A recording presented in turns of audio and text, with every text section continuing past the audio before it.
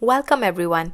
In the last lesson, we set up our Mac machines with all the required things that we need to start test automation. If you haven't already done the setup, I would recommend you watch the previous session and finish the necessary steps. Now that our machine is ready, let's start writing our first automation script. First, open the IDE. In my case, I'm going to open IntelliJ. Click on New Project and then select Gradle and Java. Make sure that the project is pointed to the right Java SDK version. Click Next and give a name to your project.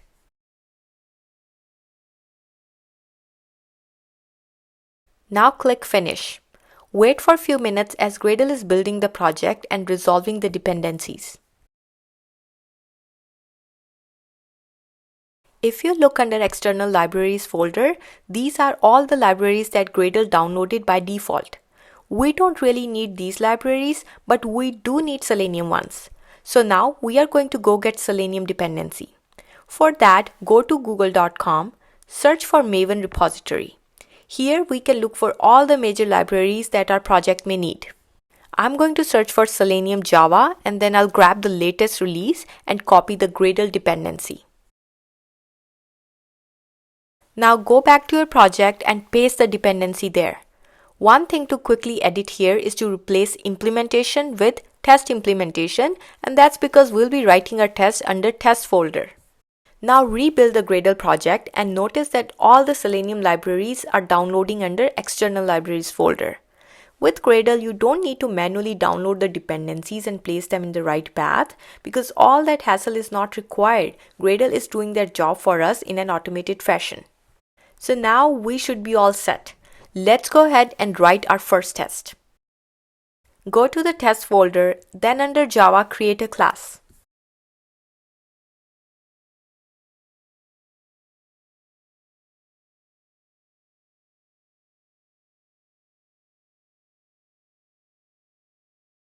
Since this is a Java project and we know that Java execution starts with the main method, so we'll need to add a main method here first.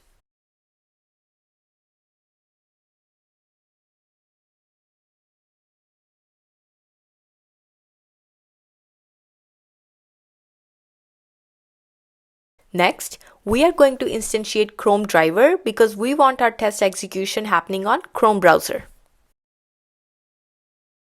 Also, you can notice that all the required libraries that WebDriver needed are automatically imported, and that's because Gradle downloaded them all and made it available for the project.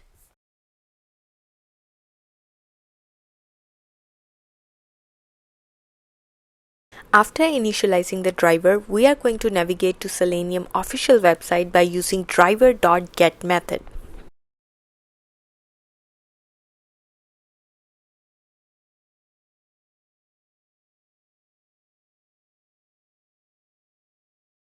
Next, we have driver.quit to close the browser. That's all. Now let's run the test and observe Selenium doing its magic.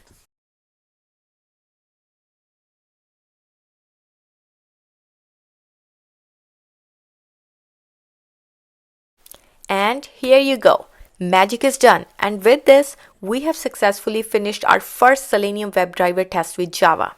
In the next tutorial series, we are going to build on top of this project. We'll be leveraging frameworks like TestNG to structure and organize the test better. So stay tuned and keep watching.